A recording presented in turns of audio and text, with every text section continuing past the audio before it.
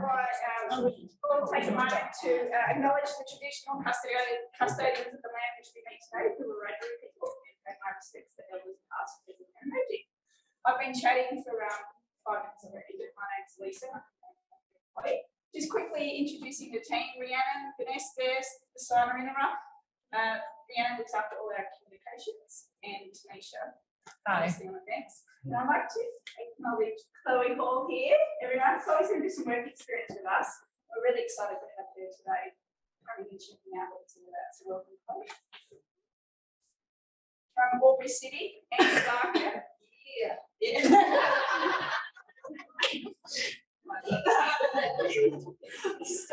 Passing myself up. And works with the economic development team, but she's also the chair of the Young Business Edge Committee. So thanks for making it. From our board, we have Celeste Pierce. Hey! And Simone Fighter. Thank you, Simone. And online, Beck O'Brien. Hello, Beck. Thanks for signing in. Hi, Beck. Our sponsors. It's the Clayton show today. So Clayton presenting later, but obviously Business Edge Advisors are a sponsor, along with Nick Barr representing HIB. Thank you, Nick. I'm not sure if there's any other sponsors here, but we've got a couple online. Good morning. And if you'd like to have a logo on Stephanie, do that. We might kick straight into it and welcome Sean Luhrs, who's representing Smith's Office Supplies in VR Automation. So Sean, come on up. I'm looking forward to hearing from you.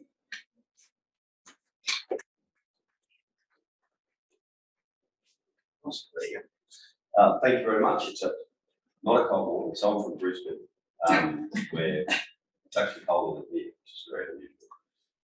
Everyone. And I apologise, we've only been getting 15 minutes each, so if I eat into my time, Clayton has to have less. And boys haven't got more, so very interesting. Look, I guess we work with Smiths quite often, or have done for quite some time, regarding automation and how you improve business processes. So I think we were talking earlier about how technology's come into the world of business. And if you look at those who are, most of you are younger than I am. So if you think about the good and the bad, I guess, they said that probably in 2011, I think they said that 98% of the world's data had been produced in the previous 2 years.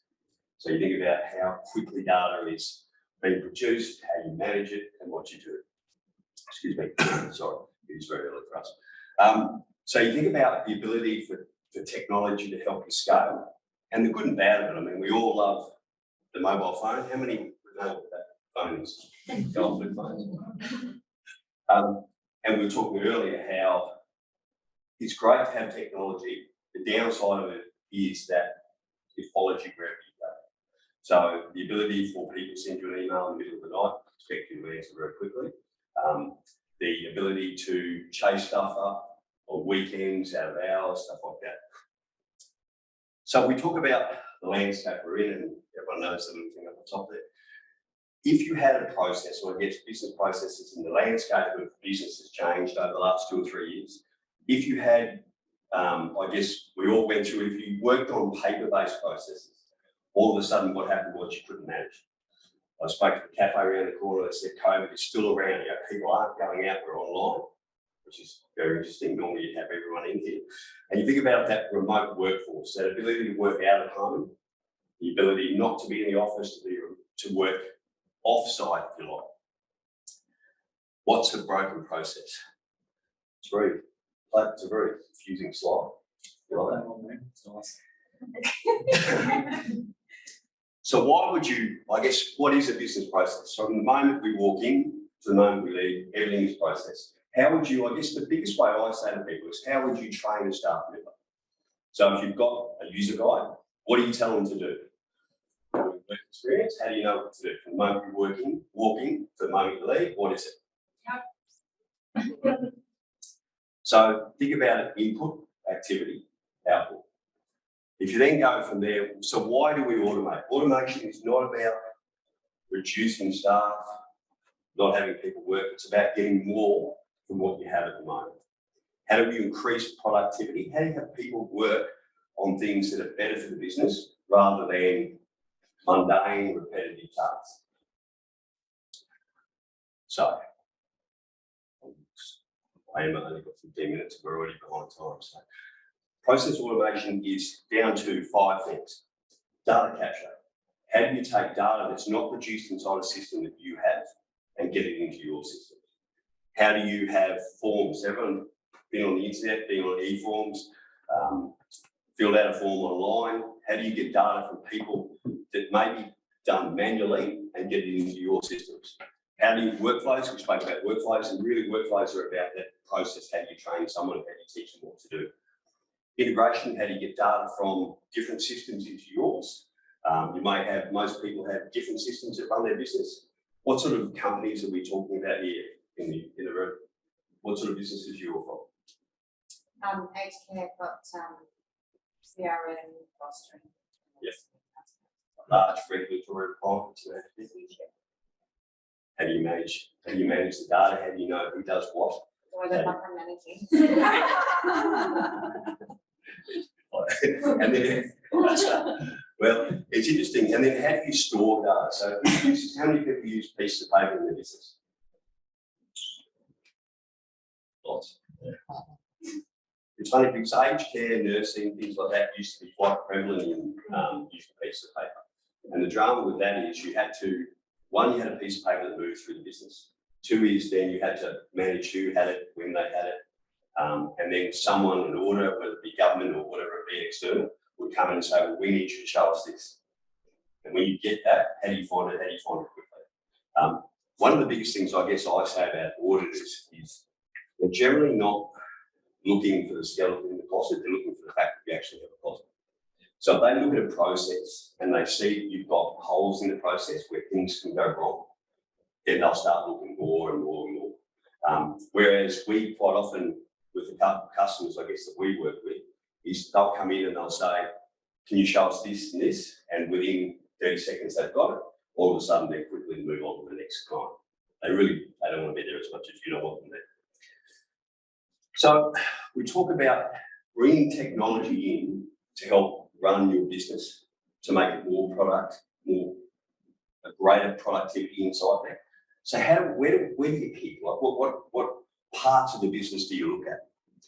So if you think about it, the key wins from automation should be removing repetitive mundane tasks, increasing staff engagement, remove duplicate work. So if you've got 2 systems, entering data into one system and taking that same piece of data and entering it into another.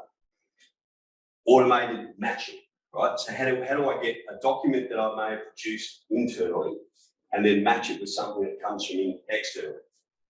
We talk about increased mobility, so the ability to work from home, compliance, fraud detection, and visibility within the process. Now, what actually causes, when you start to do that sort of work, what creates the hurdles that you overcome, and then you don't get the outcomes for the money you spend. So, a lack of understanding actually what the process is. So I would think in the room, most people will be in the upper management level of the businesses they work in. You think you know the process, and it's not that the people within your business are going out of their way to do the wrong thing. They're trying to make whatever it is work. So they sit there every day and they work within the confines of what they have to do just to get the job done. Most staff actually have the outcome of the business in mind, rather than actively going outside and being malicious in the way they work. So lack of quick wins, project fatigue. They talk about business and how you get outcomes and things like that. Is if you have big changes within the business, then if you're not careful, those big changes create angst within your staff. Therefore, you get pushback, and therefore you don't get the outcomes that you're actually trying to achieve.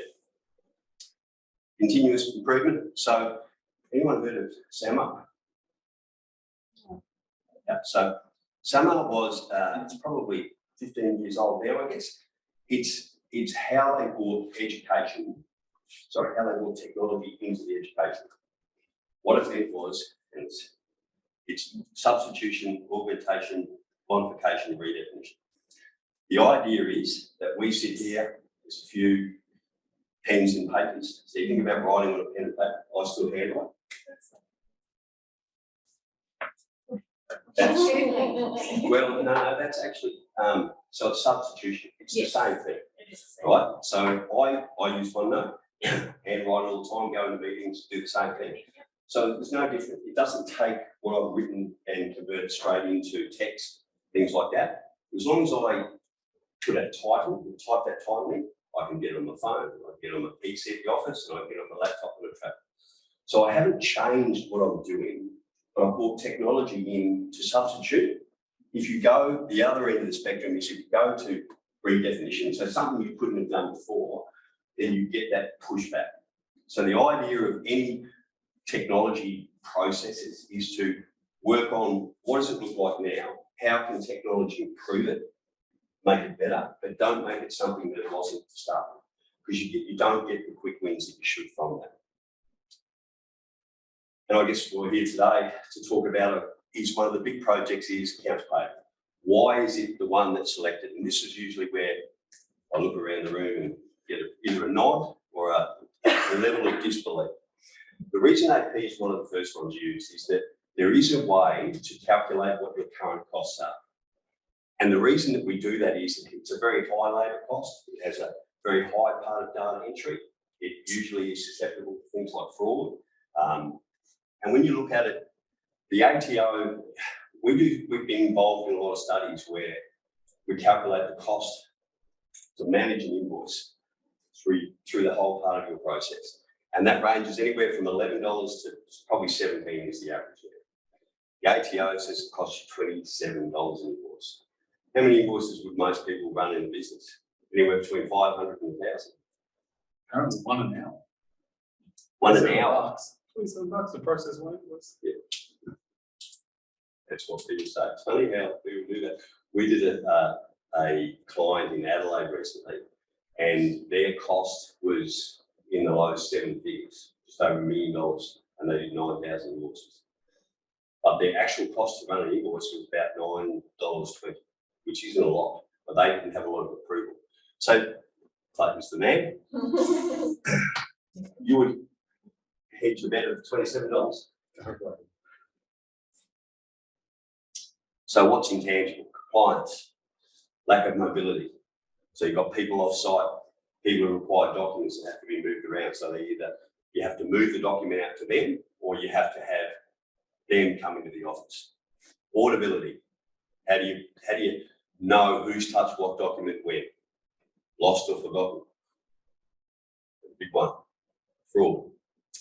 So that's very understated. 132 million in 2019 through phishing email. That's one of the big ones that come to the businesses at the moment. It's the third greatest loss. I know the top one is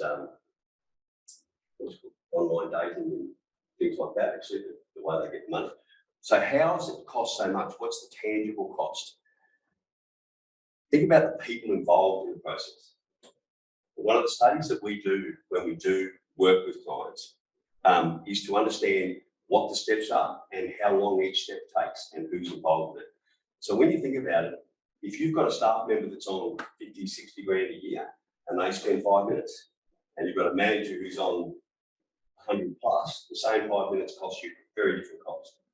And that's what that's really what you want to know, and one of the reasons that AP is around. That one of the first targets, I guess. So what's the solution? Put in, how many use purchase orders? You should always want to get approval before you buy something rather than afterwards. It's interesting that a lot of companies don't. Right, and when you think about it, once you have an invoice come into the business, like you have to pay it, it's very difficult to argue that invoice. So you want to get purchase order approval before you buy something rather than after.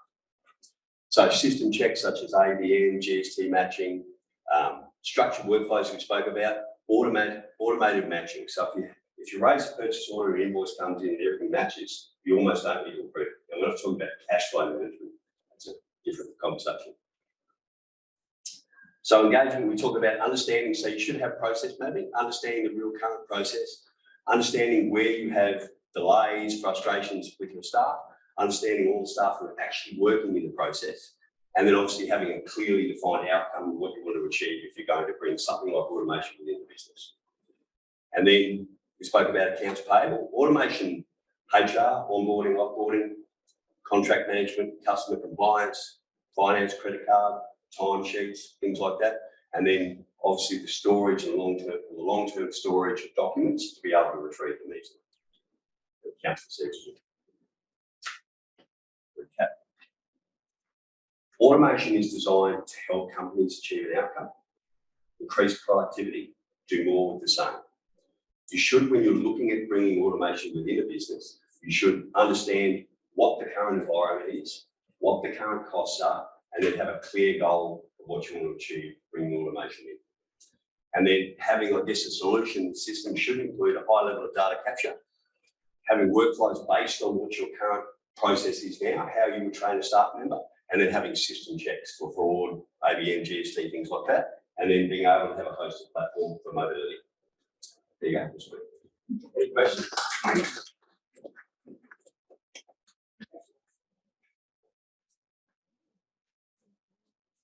Hey, Sean, Doris, thank you. what's the takeaway from that?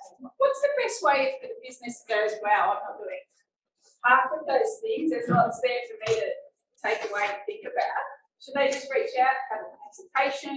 What's the best way to go about I it? guess if you have if you reach out to Steph or Corey, the process we go through is generally to meet first, have a quick discussion around what you're trying to achieve and what the outcomes are, what your business does now, and then we go through process mapping. The idea of process mapping is there's no cost to it, because really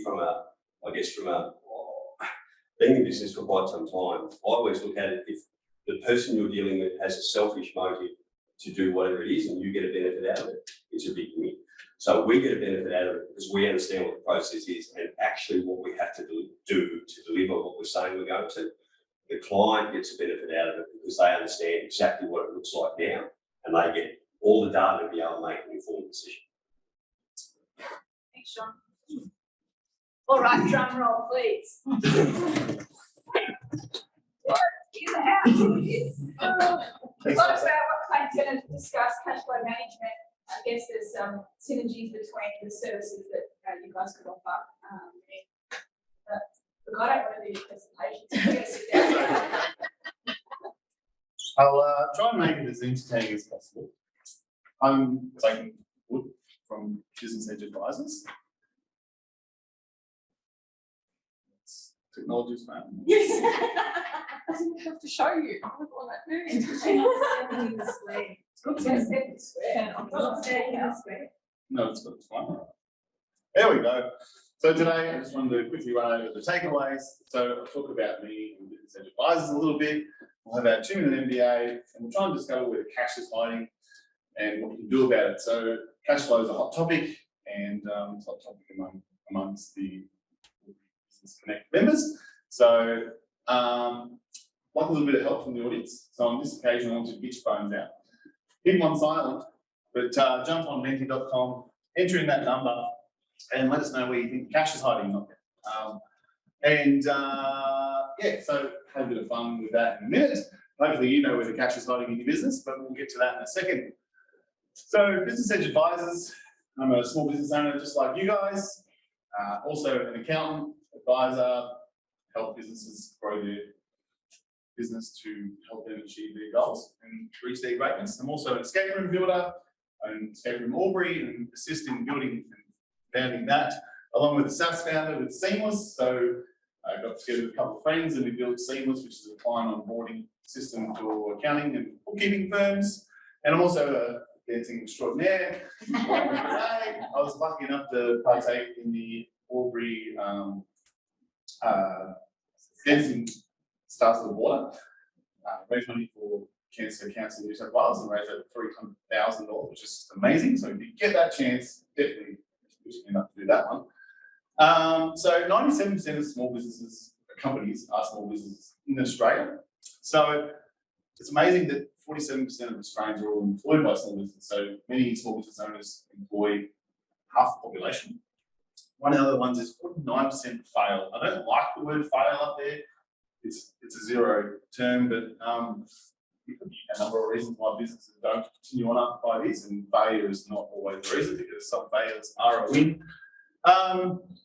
48% of businesses experience negative cash flow. So much like myself, I'm sure you guys have experienced negative cash flow at some point, and that's why I'm here to talk today about cash flow management and understanding how the cash flows around your business. So jump on Menti, hopefully you've done that. Tanisha will flip the screen and put that down. This is where the whiteboard comes in. So today, I wanted to discuss with you the 2-minute MBA. So Master of Business Administration. So we'll see if you can all be Masters of Business in about 2 minutes. It'll probably take longer than 2 minutes, but bear with me. So hopefully you can read this at home. Oh, it's up the top. Oh. No, I can read that. Sorry. You're right. No, you're on the wrong link. That's right. That's no one way up to. Oh, so another display one. It's in the email or something. That's okay. That's okay. It'll be right, no stress. We'll get there. So, back to my talk. Assets. Every business has assets. So whether they're tangible or intangible, every business has an asset. So you might have some people, you might have plant and equipment, some IP, and every business starts with assets. And then at some point, you're going to use those assets to generate income. And then obviously, if you've got income, you're going to have the opposite of that, which is some expenses.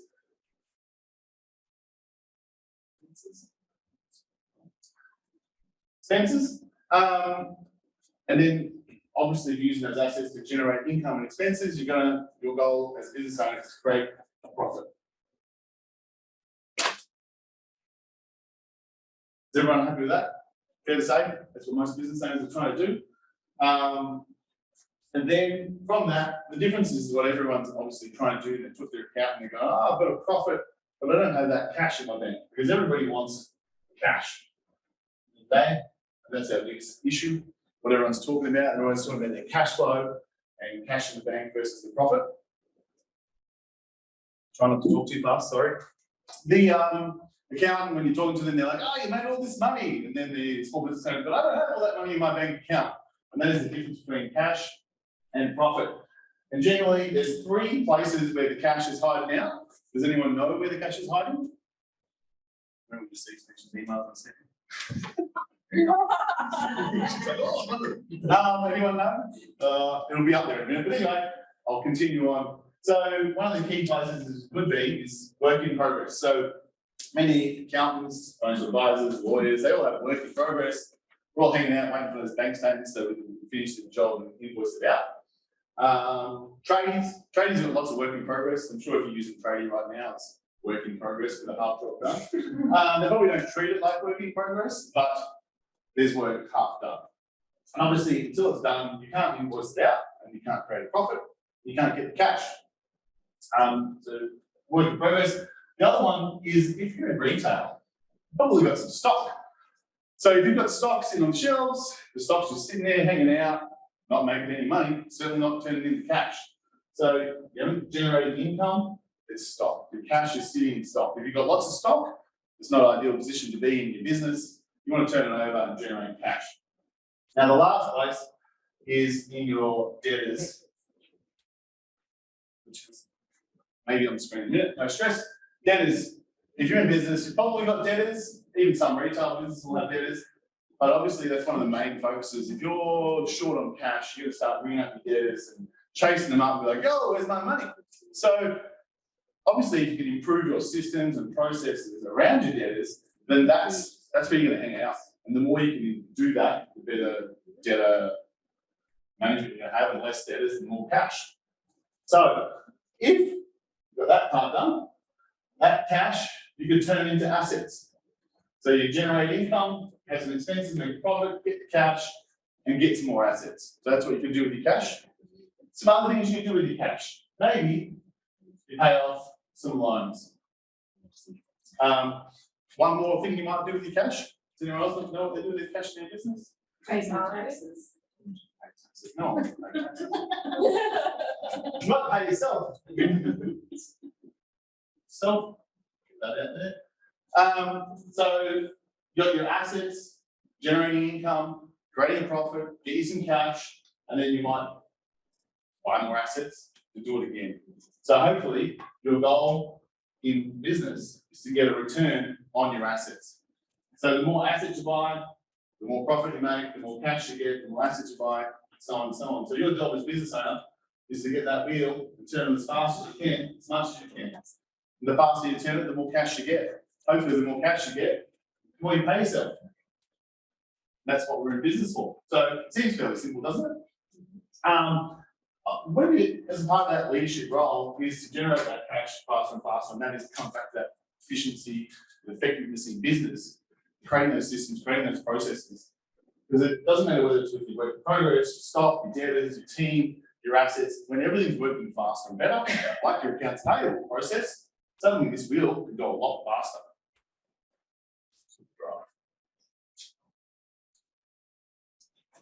Next, a little bit about your master of business. Have a look at the profit and loss. Does everyone see where the profit and loss is hanging out on this screen? Can everyone see it okay? Yeah. So profit and loss, hanging out over here. When you talk to your accountant, and he's bamboozling you with all the money you've made and you're not sure where it is. The other one is your balance sheet. Everyone's heard of balance sheet, hopefully. Balance sheet is just this big brand here. That's your balance sheet. So you're hanging out there.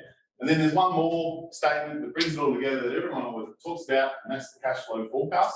You might be doing a three-way cash flow forecast, and it is everything on the board. So when you're talking to people, and they're always like, oh, you need to do a cash flow forecast, blah, blah, blah. And then they're always talking about it, and everyone's asking the chamber about it. The cash flow forecast is because it includes everything. So the least important to the most important. So when you're thinking about your business and how you can improve it on, sometimes you can work on small bits, but if you want to work on overall, all of it. So that's our master of business today. And hopefully we'll make up a cash time. We'll just go back to the slideshow, no stress. Hopefully it didn't take too long. Oh, nearly 5 minutes for a 2-minute MBA. But yeah, so we've talked to Chamber and we're going to present a business builders in 2 weeks, 7 causes for cash flow. So if you want to improve your cash flow in business, come along to our seminar in a couple of weeks and we'll sort of talk more. Hopefully it'll be simple or simpler than this. Celeste will be presenting. She obviously I'll work with Celeste. But yeah, hopefully you can attend the next business builders with us. And there's a better, prettier version of my 2-minute MBA. Clearly, I didn't want to do it all that way. And thank you. Is that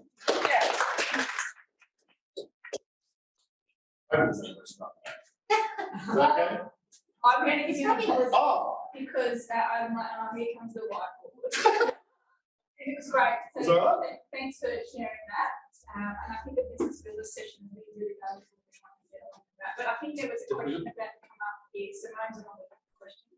Oh, well, there's some people have passed their 2-minute past the business administration, so you've still done your shares. You might be, you might have a certificate. Chair says no. Surely. That's not it. They're all Well, this person did, but they're not. That's all they're all on the empty chairs. Surely someone's got one, no? What's someone at home? Oh, that's a little too late. There you go. Oh, there it is. Little too late. I'm sorry, Tanisha. That's okay. Oh, I like that one. Quite spanky counts. Oh, yeah. Thanks, mate. We'll send out the details for that business builder session in the post-event email. Thank you. All right. I'd like to now welcome Caitlin Lawrence, who is from Petaurus Education Group. These guys do some really amazing work. We caught up for coffee a number of weeks ago. I was quite blown away about some of the things that they're working on. She only got 5 minutes, so we're happy to hear all of you raising things with today's about Sisters in Show. It's beautiful. Not much, but yeah, a couple of different things. Yeah. Welcome. Thank you, Caitlin. Thank you.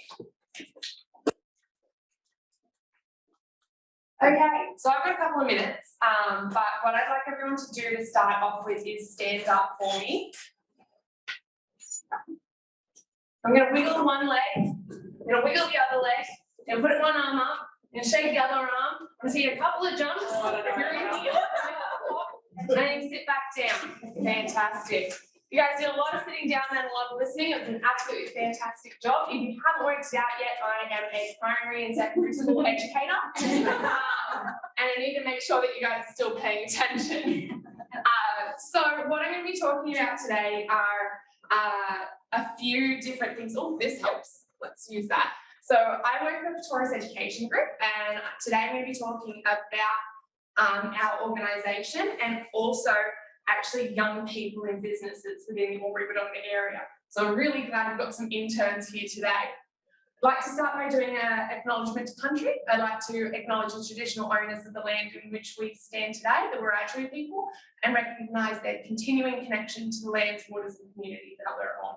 We pay respect to Aboriginal and Torres Strait Islander cultures and to their elders past, present and emerging. So I'm going to begin this presentation about my connection to Albury. I've been in the Albury area since I was 10 years old, and I've been lucky enough to be provided with experiences and education around the local businesses and universities. I know firsthand the connection that our local businesses have with each other and community groups as well. I worked at Spice Clothing, which I know a lot of you ladies that are looking to the area know exactly where I'm talking about. I worked there for many years, as well as several other local businesses from a very young age. I've also seen the amazing impact and passion that our local businesses have for encouraging positive actions and change within our community through fundraising, volunteering their time, and providing opportunities for schools to connect with them. However, as funding has declined for schools and workloads have been increased, these opportunities are now few and far between. New teachers are coming through our school system with little connection or time to connect with our community, places of interest, and as such, a generation of young people have no idea of the opportunities our local community has. Rural communities in Australia have long felt the concern about the rate at which young people leave home to head for major cities, never to return. This has a long-standing impact on the viability of our regional community, our businesses and our services. Between 2011 and 2016, 180,000 regional Australians between the ages of 20 and 30 years moved to capital cities. Research has shown that this mass exodus is occurring due to a number of reasons. Our youth believe there are no higher educational career opportunities within our local area and feel a lack of connection to the community and groups and members. We have heard countless stories from our youth about experiences in our local area. I recently worked with a young girl who didn't know we had a TAFE and universities and had no idea how to even start connecting with local community groups or businesses to gain experience about her interests. I've had countless teachers in our area tell me that they don't even know what community groups we have, let alone how to contact them. And that's where our organisation comes in. Petaurus Education Group formed in Albury and has been working in the community since 2001. We're a not-for-profit order-based business. We're passionate about young people, local communities and the future. We are now women-led, which is very exciting as well. We have 22 staff members, 17 of those are in the Albury-Wodonga area, 15 of those are young women, and 12 of those are young mums. And we're very supportive of young mums in the Albury-Wodonga area, especially from a business standpoint. I know there are a lot of women here, which is absolutely fantastic. Lots of gentlemen supporting as well, which is great. But that's something that's really unique about the Albury area is we have a lot of women in business, which is absolutely amazing.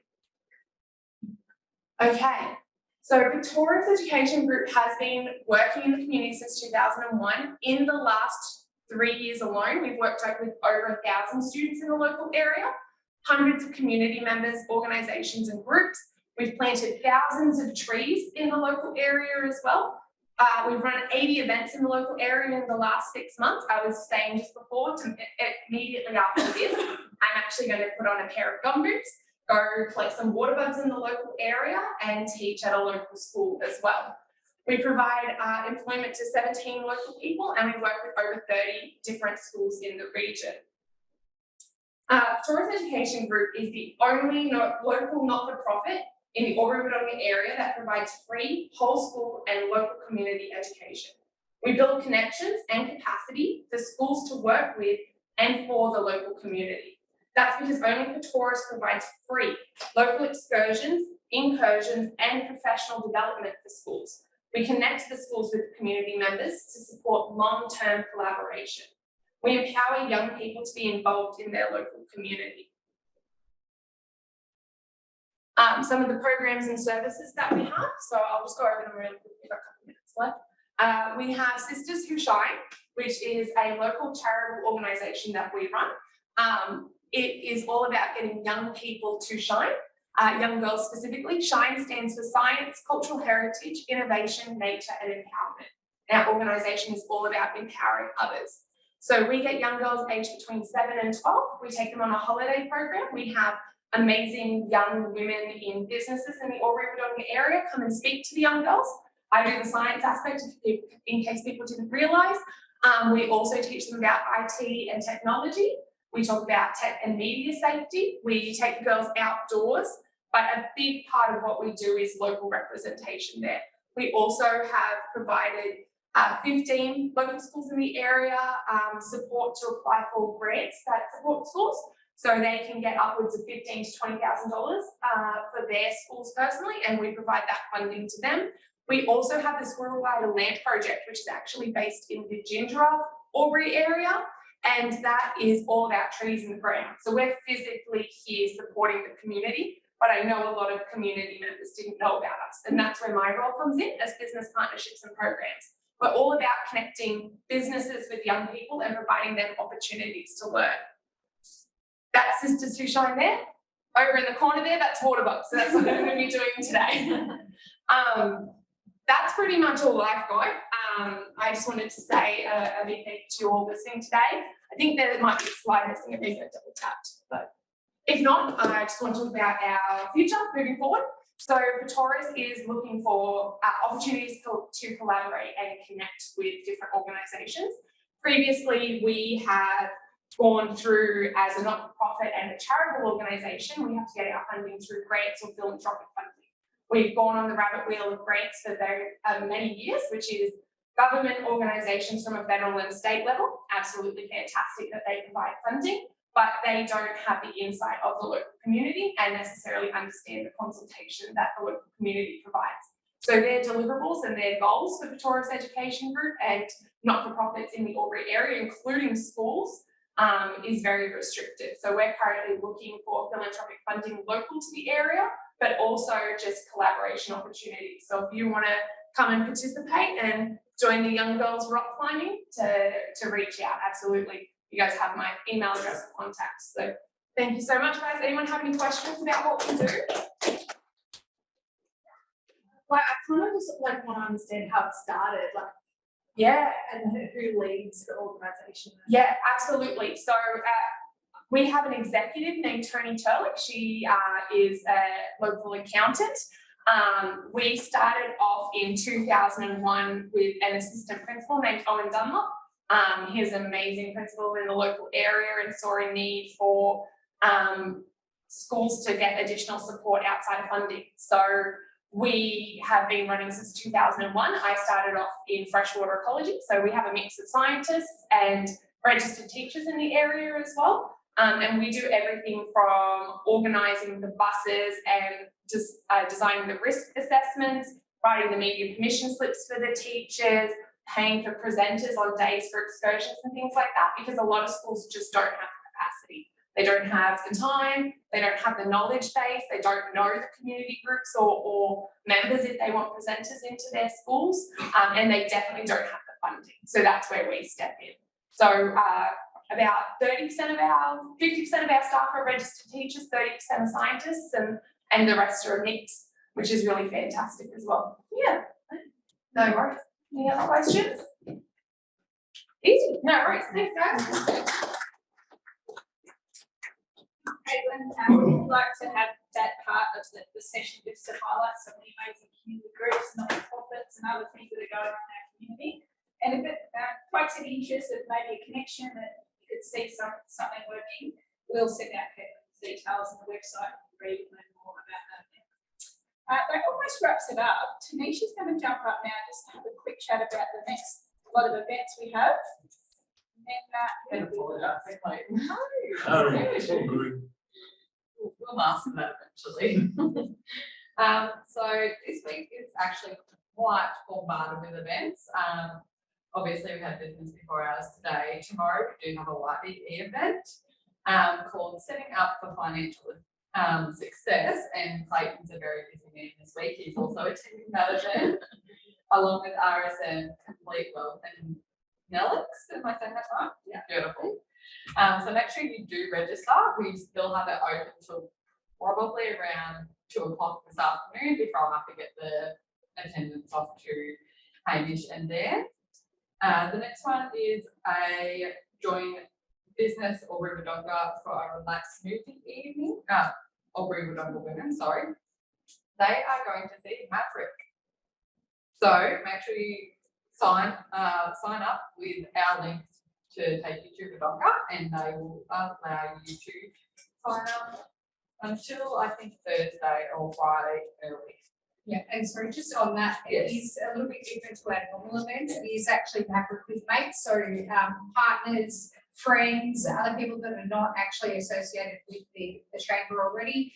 Everyone is welcome. So we're doing it a little bit different than normal, and it's pretty cheap considering what you get. So you get drink, canapes, movie, and your popcorn and a drink. All in your ticket pricing. So if you haven't seen the movie yet, come and see it with me. Last week is really good. Yeah, it's so amazing reviews. Yeah, and I'm going to hire Steph back there to do all the business women stuff. So you're a definite schedule in. And lastly, we have business after hours with Kieran Ari hosted on the 26th or the 6th. You know the deal, 5:30 to 7:30 next Wednesday, I believe. Yes. And they are hosting it at their Buzz Community Centre out in Lavington/Sagoona area. So make sure you come join us for that. They're talking about their day programs that they have. They're wanting to give you an insight on what they actually do and how they integrate into the community. You can sign up online till say 4 p.m. And that's it. Sure. One last thing I'll say before I let you all run off is if you have any suggestions or ideas of content you'd like to see in these sessions, then send us an email or give us a call. We have 400 members, so we've got a lot of content we can deliver and tap into. So you just need to tell us what you want to hear and see, and we'll work on that for you. Thanks for coming. Thank you.